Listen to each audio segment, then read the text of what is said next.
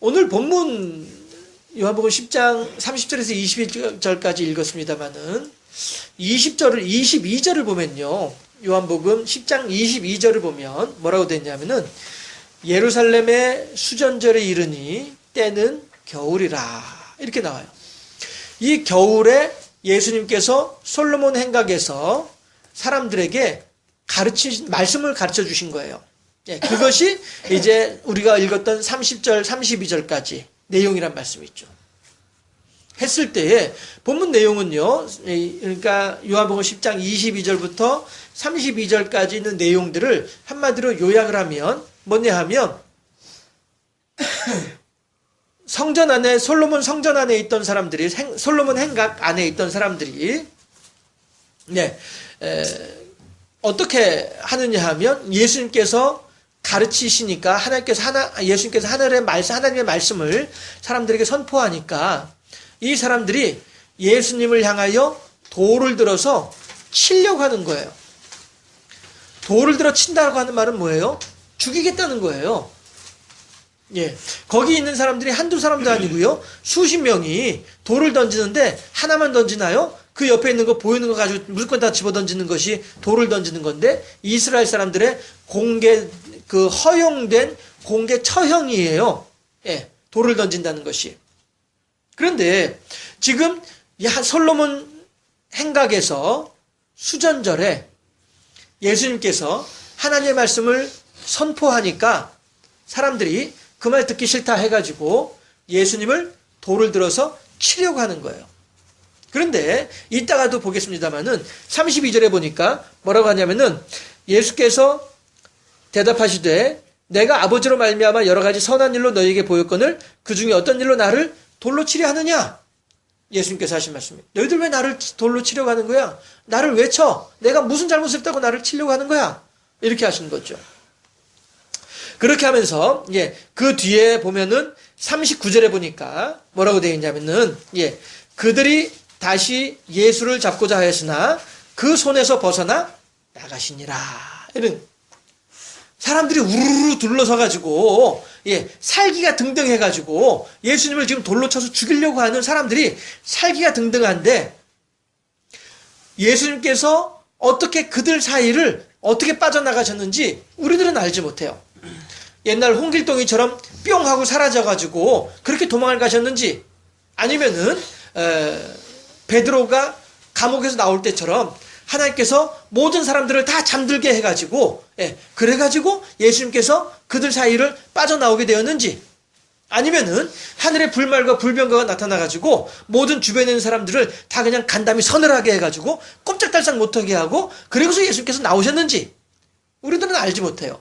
예수님께서 어떠한 방법으로 그 살기 등등한 사람들 사이에서 빠져나오셨는지 우리들은 알지 못해요. 그러나 다만 하나님께서 그들이 다시 예수를 잡고자 했으나 그 손에서 벗어나 나가시니라. 우리들은 비록 지금은 알지 못하지만 하나님의 희한한 방법으로 예수님을 그들의 손아귀에서 벗어나게 해주신 분이 하나님이시다라는 거예요. 마치 저 난에 굳이 필요 없는 꽃을 피게 하는 것처럼 말이죠. 해서 우리들의 눈을 즐겁게 하고 우리들의 귀를 즐겁게 해주시는 것처럼 말이죠. 하나님께서는 그렇게 하나님의 희한한 방법으로 하나님의 특별한 방법으로 예수님을 그 성난 군중들 틈에서 벗어나게 해주신 분이 하나님이시더라 하는 겁니다. 이것이 오늘 본문의 대략적인 내용입니다. 그러면 우리가 지난번 이스라엘 특별전에 갔을 때에도 제가 이 수전절에 대한 내용들을 한번 여러분들에게 말씀을 드린 적이 있었는데요. 다시 한번 좀 더 그때보다는 조금 더 자세하게 한번 수전절을 설명을 해드리자면은 예수님 오시기 전을 주전이라고 하죠. BC라고도 하고요. 주전 167년경에 이스라엘이 있는 팔레스타인 지역은 누가 점령해서 누가 다스렸느냐 하면은 안티오쿠스 에피파네스 4세라고 하는 사람이 그 지역을 다스리고 있었어요. 그런데 이 사람은 아주 포악하기로 소문난 사람이에요. 해가지고 또 이 명예욕이 대단해서 사람들로부터 자기 자신이 신처럼 대접받기를 바라는 사람이 에피파네스였었어요. 예.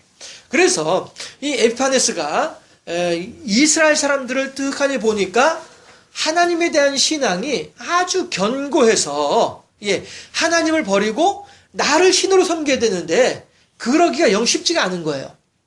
그러니까 마치 우리나라에서도 일제강점기 때에 일본 사람들이 우리말 쓰지 못하게 하고 우리 옷 입지 못하게 하고 이름 다 바꿔버리게 만들고 이렇게 했던 거 있잖아요.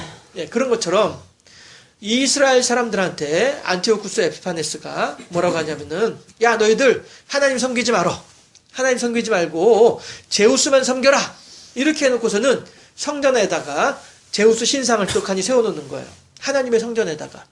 하나님은 어떠한 것이든지 형상을 만들지 말라라고 하셨는데 말이죠. 예, 성전에다가 제우스 신상을 높다랗게 큼지막하게 제우스 신상을 만들어 놓고 그 다음에 번제단에다가는요. 예, 돼지를 올려놓고서 제물로 바치는 거예요. 번제단에 돼지가 올라갈 수 있나요? 번제단에 올라갈 수 있는 거는 밀가루로 만든 떡이라든가 아니면은 양, 염소, 소, 비둘기 요것만 올라갈 수 제단 위에 올라갈 수 있는 것이지 다른 건 제단 위에 올라가면 안 되는 거예요. 그런데 특히나 또 하물며 돼지를 갖다가 제단 위에 올려놓으니까 이게 보통 일이 아니죠. 이스라엘 사람들은 속으로는 부글부글 끓어요.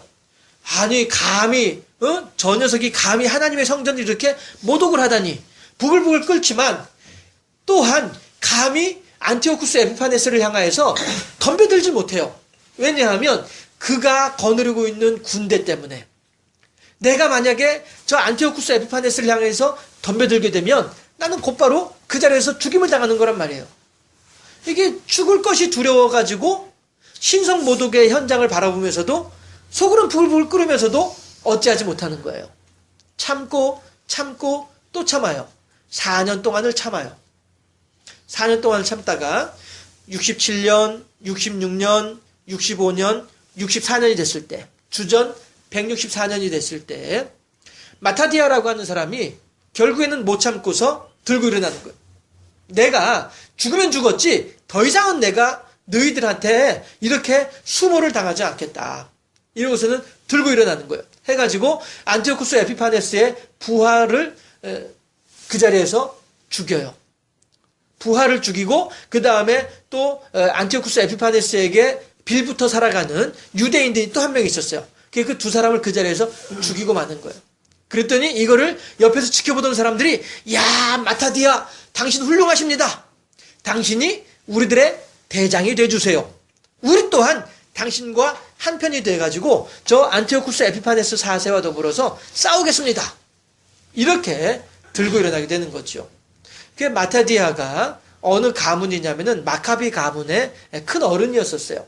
그리고 이제 마타디아의 여러 아들들이 거기에 이제 또 이제 아버지 옆에 딱 옹유해가지고 아버지를 도와주고 이렇게 하면서 이제 동네 사람들이 딱 붙어가지고 이제 마카비 가문을 중심으로 혁명을 일으키는 거예요.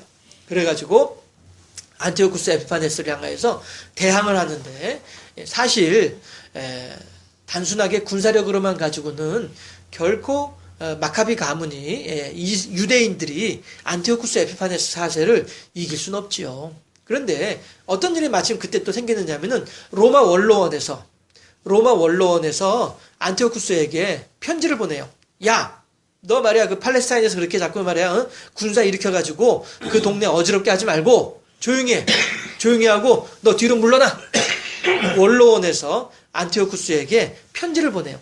그러니까 안티오쿠스 에피파네스는 이 유대인들은 무섭지 않아요. 유대인들이 이것까지 내 새끼손가락 하나로도 이길 수 있는 사람들이 유대인들이란 말이에요. 마카비 가문과 유대인들이란 말이에요. 그런데 유대인들은 무섭지 않지만은 로마 원로원은 무서운 거예요. 그러니까 에이씨 할 수 없다 하고서는 유대 지역에서 군사를 물리는 거예요. 예. 그래서 결과적으로는 마카비 가문이 이 유대인들이 혁명에 성공을 하는 거죠. 그렇지만 그 혁명에 성공한 거는 자기네들이 유대인들이 힘이 좋아서 힘이 세서 성공한 것이 결코 아니고 하나님께서 로마 원로원을 움직이신 거예요. 예. 이 유대인들이 더 이상 참지 못하고 안티오쿠스 에피파네스를 향해서 목숨을 내걸고 덤비려고 들고 일어나니까 그때 하나님께서 이 원로원의 마음을 움직여서 안티오쿠스 에피파네스에게 편지를 보내게 하는 거예요. 결국에는 유대인들이 힘이 세서 이겼느냐? 아니요. 하나님께서 이기게 해주셔서 이기더라 하는 것이죠. 그런데 재미있는 것은 말이죠. 그렇게 해서 이 마카비 가문을 중심으로 해서 독립 유대 국가가 세워지게 되거든요. 이 유대 국가를 하스몬 왕조라고 불러요. 그런데 이 하스몬 왕조가 한 70년 정도 있었어요. 주전 한 70년 정도 지냈어요. 지내다가 폼페이우스라고 하는 로마의 장군이 또다시 이제 군대를 끌고 와가지고 그 하스몬 왕조를 이제 멸망시켜버리고 마는 거죠. 그런데 이때에 한 70년 정도 유대 지역에 있었던 이 하스몬 왕조가 어떤 왕조냐 하면은 주전 586년에 남유다 다윗이 세운 남유다 남유다가 바벨론 느부갓네살에 의해서 586년에 멸망하게 되죠. 그리고서 이스라엘 사람들은 나라가 없었어요. 나라가 없다가 그때에 주전 164년도에 그때에 이제 잠깐 한 70년 정도 나라가 있었고 그 다음에 또다시 나라가 없다가 어느 때 나라가 새롭게 생겼느냐 하면은 1948년도에 지금의 이스라엘이 생기는 거죠. 그러니까 주전 586년도부터 1948년도까지 그 사이에 한 2000년 넘는 이 세월 동안에 70년 정도 딱 자리 잡고 있는 게 이게 하스몬 왕조란 말이죠. 마타디아와 더불어서 몇몇 사람들이 목숨을 걸고 일어났을 때에 하나님께서 그들의 열심의 마음을 호응하셔서 원로원을 일으켜서 움직여서 유대 국가를 세울 수 있도록 해주시는 이 역사적인 의미가 있는 하스몬 왕조가 그렇게 해서 생겨나게 되더라 하는 것입니다. 그리고 이제 이 하스몬 왕조에서 했었던 첫 번째 일이 뭐냐면은 수리한다 할 때 수자, 하나님의 성전할 때 전자 해서 수전절을 지켰어요. 이 안티오쿠스 에피파네스와 더불어서 이방인들에 의해서 무너지고 깨지고 망가지고 지저분해진 하나님의 성전을 하나님의 이름으로 깨끗하게 수리해가지고 하나님께 바치는 절기, 이게 수전절이에요.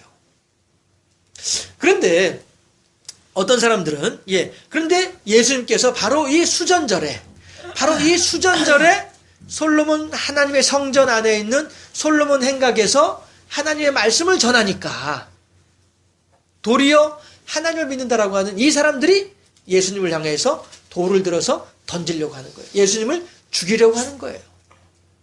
그리고 하나님께서는 이때에도 마치 예전에 마카비 가문을 지켜주셨던 것처럼 하나님께서는 예수님을 지켜주셔서 그 서슬퍼런 사람들 사이에서 예수님으로 하여금 무사히 빠져나올 수 있도록 지켜주시는 분이 하나님이시더라. 이것이 오늘 수전절에 하나님 말씀을 증거하시는 예수님의 모습이더라.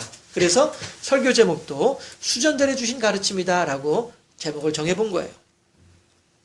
어떤 사람들은요 뭐라고 얘기를 하냐면은 좀 가만히 있어 봐봐. 그 하나님 다 알아서 하실 건데 뭐 그렇게 그러고 있는 거야. 좀 가만히 좀 있어 봐. 이렇게 말하는 사람들이 있어요. 실제로 성경의 출애굽기에 보게 되면은요 홍해 사건이 벌어지기 직전에 뒤에서는 애굽의 군사들이 애굽의 군사면 그때 세계 최강의 군사거든요. 이제 유대인들을 잡아 죽이려고 히브리인들을 잡아 죽이려고 쫓아오고 있는 이 상황에서 앞에는 홍해가 막 이제 넘실넘실 되고 있고 말이죠. 이제 이스라엘 사람들은 이제 꼼짝없이 다 죽었구나라고 절망하고 낭망하고 있을 그때에 하나님께서 모세를 통해서 뭐라고 말씀하시냐면요. 출애굽기 14장 13절과 14절 말씀인데요. 제가 봉독해 드릴게요. 모세가 백성에게 이르되 너희는 두려워하지 말고 가만히 서서 여호와께서 오늘 너희를 위하여 행하시는 구원을 보라. 너희가 오늘 본 애굽 사람을 영원히 다시 보지 아니하리라. 여기까지 생각을 해보면은요, 이 13절만 말씀만 가지고 보면은 정말로 하나님이 하시는 일에 대해서 우리들은 할 일이 아무것도 없다라고 여길 수도 있을 것 같아요. 그러나 14절 말씀을 이어서 보게 되면요 뭐라고 하냐면은 여호와께서 너희를 위하여 싸우시리니 너희는 가만히 있을지니라. 이거예요. 가만히 있으라고 하는 것이 두 손 놓고 가만히 있으라는 것이 결코 아니고요. 마음을 분산시키지 말고 정신 산란하게 하지 말고 집중을 해가지고 하나님께서 어떻게 하시는지 집중을 해서 쳐다보라라고 하는 말이지, 아무것도 하지 말고 그냥 넋 놓고 있어, 맥 놓고 있어, 눈 감고 있어, 그냥 잠자고 있어, 이 뜻이 결코 아니다라고 하는 거죠. 우리말로 하면 야 너는 가만히 있고 그냥 굿이나 보고 떡이나 먹어, 이런 의미가 절대 아니라는 것입니다. 도리어 예수님께서는요 그 뒤에 뭐라고 말씀하시냐면은 예수님의 제자를 두 명씩 짝을 지어가지고 전도하라고 내보내죠. 예수님의 70인 전도대 파송하는 내용이에요. 그때 뭐라고 하냐면은 얘들아, 내가 너희들을 세상 가운데 내보내는 것이 마치 어린 양을 이리떼에게 내보낸 것 같이 내가 참 염려스럽다, 불안하다, 조심스럽다. 그러나 너희들이 그래도 어떻게 하냐, 하나님께 맡길 사명이니까 나가서 그 일을 감당을 해야지. 그런데 내가 너희들에게 말하노니 너희들의 그 세상 가운데 나아가서 이리떼에게 내보내는 어린 양 같은 너희들이지만은 너희들이 뱀같이 지혜롭고 양같이 순결하라, 비둘기같이 순결하라. 그래야하면 너희들이 나가서 능히 모든 세력들을 이길 수 있을 거야 라고 말씀하신 분이 예수님이라는 거죠. 마찬가지로 의속담에도 냇가에 어린아이 내놓은 심정이다 라고 얘기를 하잖아요. 그렇죠? 그렇지만 어린아이 거기다 내어놓아야 돼요.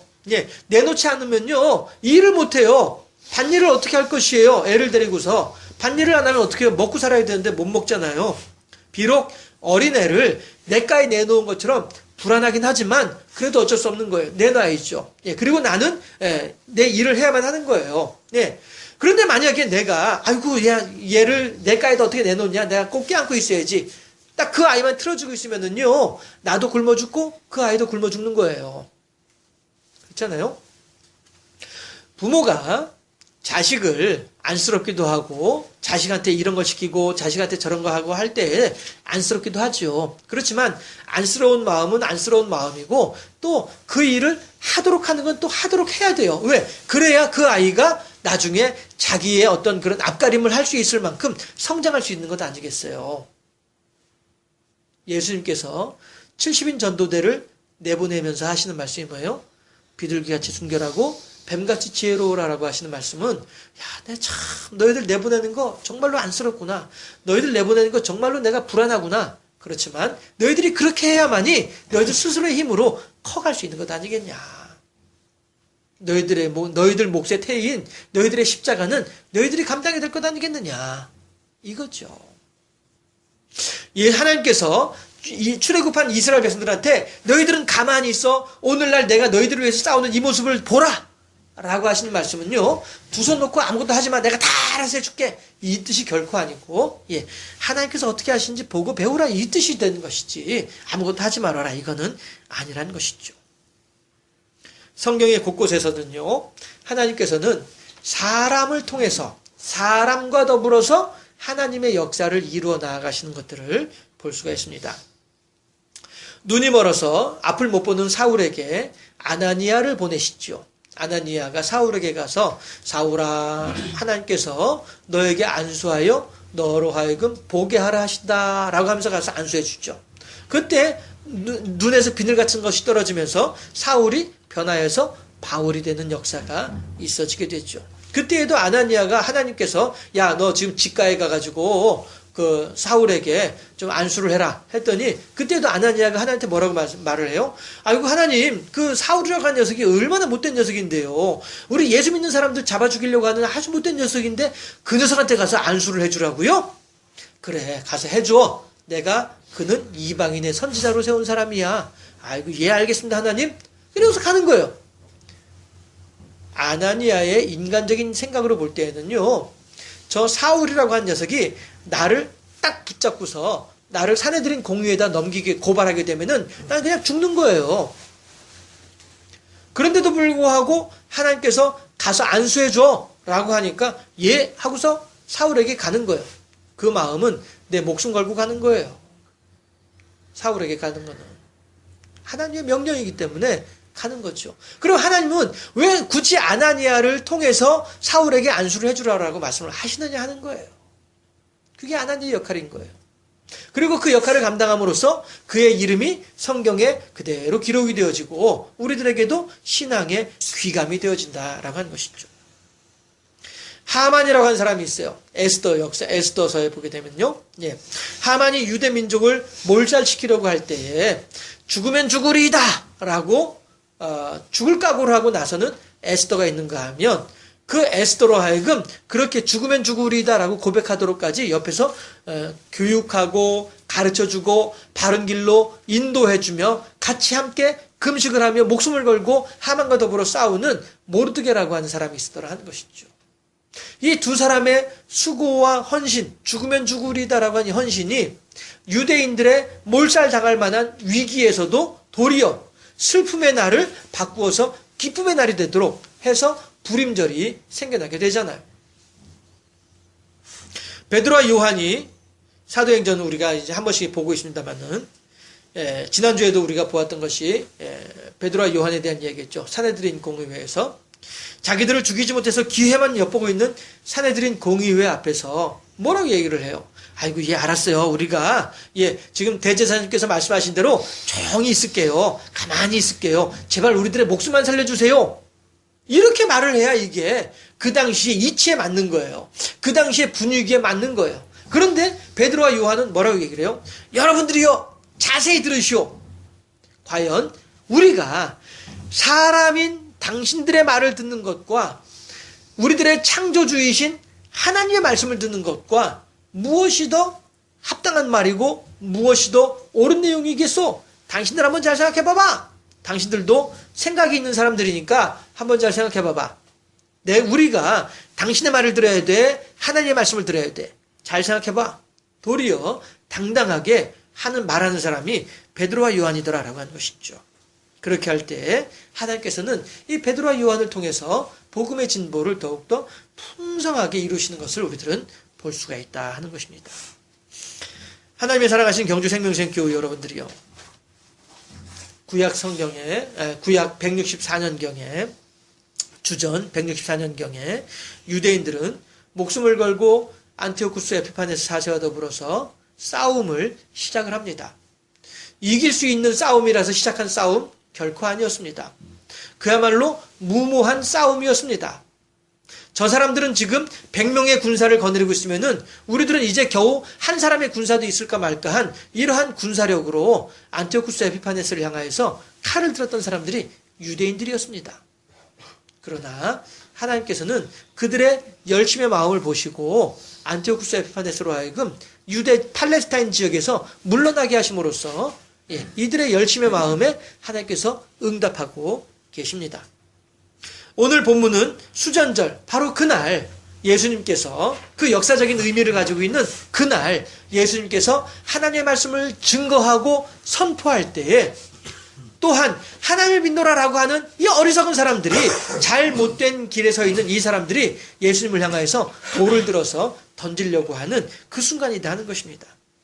아까도 함께 읽었던 것처럼 요한복음 10장 39절에서 하나님께서는 그들의 손아귀에서 예수님으로 하여금 벗어나게 해주신 분이 하나님이시다 하는 겁니다. 우리도 마찬가지로 어떤 방법으로 하나님께서 예수님을 그들의 손아귀에서 벗어나게 했는지 알 수는 없습니다만은 하나님의 희한한 능력이 그렇게 했던 것처럼 우리도 하나님의 영광을 위해서 목숨이라도 내놓을 각오를 한다면은 그 뒷일은 하나님께서 책임져 주신다 하는 사실을 믿을 수 있기를 주님의 이름으로 축원합니다. 우리는요, 오늘만 살고 인생 마감하는 하루살이가 결코 아니라고 하는 것입니다. 하나님의 나라에서 영원히 왕노릇할 수 있는, 왕노릇하기로 예정되어져 있는 하나님의 백성이다 하는 거예요. 로마서 5장 17절 말씀을 함께 찾아서 합독해 보도록 하겠습니다. 로마서 5장 17절 말씀입니다. 신약성경 245쪽이에요. 신약성경 245쪽 로마서 5장 17절 말씀. 제가 이제 그 세가족 교제 관계로 로마서를 계속 요즘 보고 있습니다만은, 예. 그 로마서에서 어떻게 보면 가장 중요하다라고 할 수 있는 구절이 이 5장 17절 말씀이라고도 개인적으로는 생각을 합니다. 함께 로마서 5장 17절 함께 합독합니다. 17절 말씀. 한 사람의 범죄로 말미암아 사망이 그 한 사람을 통하여 왕 노릇하였은즉 더욱 은혜와 의의 선물을 넘치게 받는 자들은 한 분 예수 그리스도를 통하여 생명 안에서 왕 노릇하리로다. 아멘. 이게 무슨 얘기예요? 한 사람으로 말미암아 이 세상에 사망이 들어왔단 말이에요. 그 한 사람은 누구예요? 아담이지요. 예. 그러나 아담으로 말미암아 이 세상 모든 사람들에게 사망이 들어왔지만은 그와 똑같은 원리로 이제는 한 사람으로 말미암아서 생명 안에서 우리가 왕노릇할 수 있게 된다는 거예요. 그런데 그 한 사람이 누구예요? 예수 그리스도란 말씀이죠. 우리들이 한 분 예수 그리스도를 믿는 믿음 안에서 사망 권세를 가지고 있는 마귀 사단을 향해서 대적을 하게 되면 우리들은 그 대적하는 그 믿음을 가지고 우리들은 어떤 능력도 없어요. 우리들의 능력은 결코 마귀 사단을 이길 수가 없어요. 마치 유대인들이 안티오쿠스 에피파네스를 향해서 대적하려고 할 때에 그들을 이길 수 있는 능력이 없었던 것처럼 말이죠.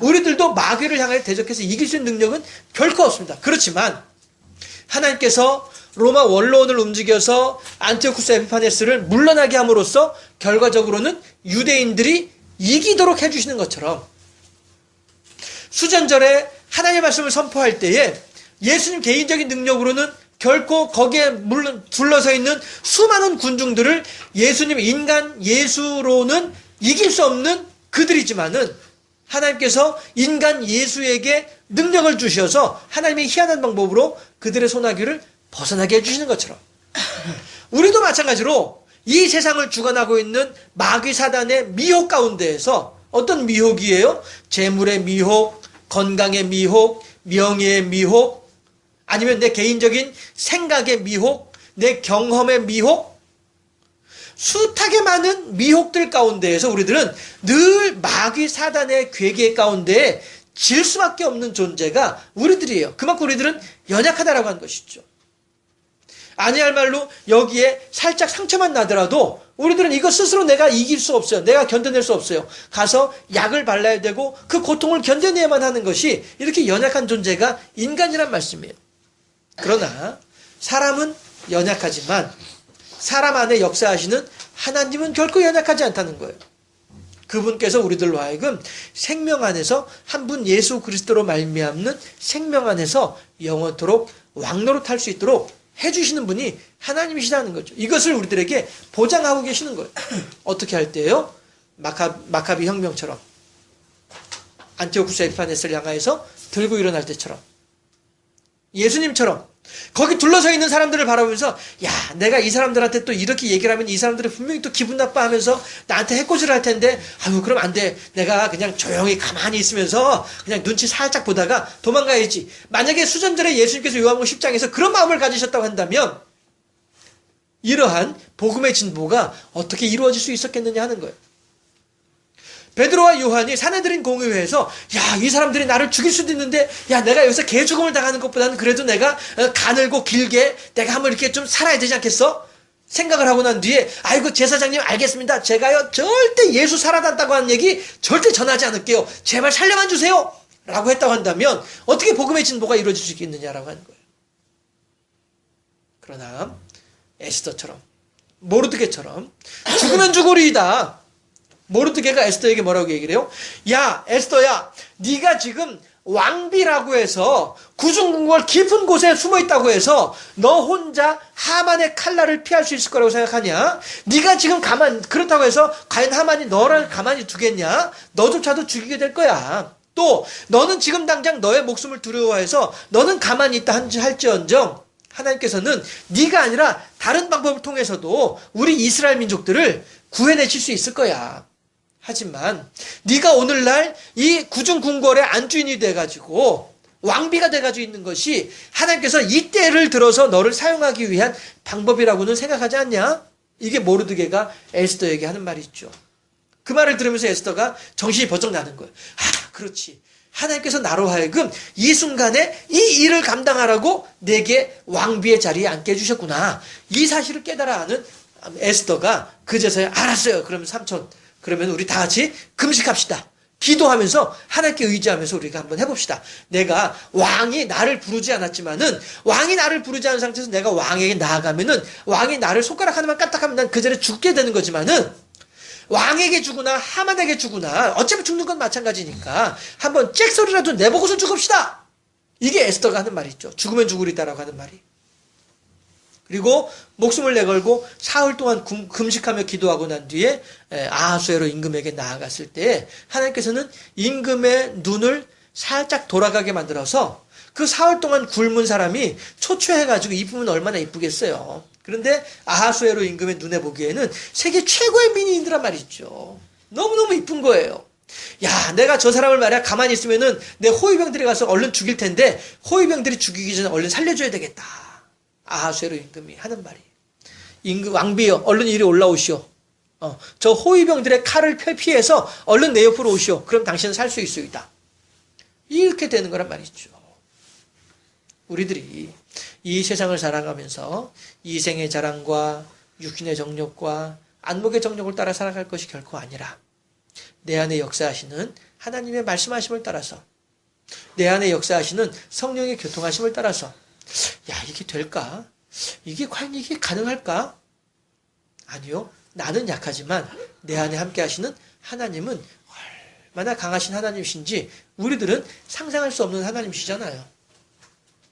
그 하나님께서 우리들의 삶을 지켜주시고 돌봐주실 것이다 하는 것입니다. 천국은 단지 죽어서 가는 곳만이 천국이 아니고 한 분 예수 그리스도로 말미암아 생명 안에서 왕노릇하게 되는 우리들에게 주어져 있는 오늘 우리들에게 주어져 있는 천국이다라는 것입니다. 베드로와 요한이 산헤드린 공회를 나오면서 실컷 두들겨 맞고 그리고서 나오는 자리 있죠. 나오면서 뭐라고 얘기를 해요? 이 일에 합당한 사람으로 여기심을 인하여 하나님께 감사하더라. 이렇게 얘기를 하죠. 하나님을 알고요. 예수 그리스도로 말미암아서 왕노릇하는 이 비밀을 알게 되면 오늘 하루 내가 지질이 궁상이라 할지라도 오늘 하루 내가 근심과 걱정이 태산같이 밀려오는 그런 상황이라 할지라도 하나님께서 함께 하신다는 사실, 하나님과 더불어 동행한다는 사실 이것만 가지고 있게 되면 그 모든 상황 속에서도 우리들은 진정으로 행복할 수 있는 사람들이다라고. 이게 믿음의 사람이다. 이게 믿는 비결이고 이게 믿는 기쁨이고 이것이 믿는 보람이다 말이죠. 우리가 단지 그냥 죽어서 아휴 내가 이 땅에서 내 지지공상으로 살지만은 내 죽기만 해봐라 내 곧바로 천국 갈 거야. 그 신앙도 물론 훌륭한 신앙이긴 합니다. 그렇지만 하나님은 우리들을 단지 죽어서 천국 보내려고 이 땅에서 우리들을 예수 믿게 하는 것이 결코 아니고 이곳에서부터 행복하게, 이곳에서부터 기쁘게, 이곳에서부터 감사하게, 이곳에서부터 즐겁게. 아이고 목사님 그런 얘기 하지 마요. 내가 지금 얼마나 힘든데 할 수도 있겠죠. 그렇지만 그것이 다가 아니란 말씀이죠. 그 안에 함께 하시는 하나님으로 말미암아서 더욱더 큰 평안을 누리고 그 안에 함께 하시는 하나님을 믿는 믿음 안에서 생명 안에서 왕노릇할 수 있는 자꾸 충성된 종으로 어느 누구보다도 행복한 삶을 살아가는 하나님의 사람으로 세워지는 우리 모두가 되어질 수 있기를 주님의 이름으로 축원합니다. 기도하겠습니다.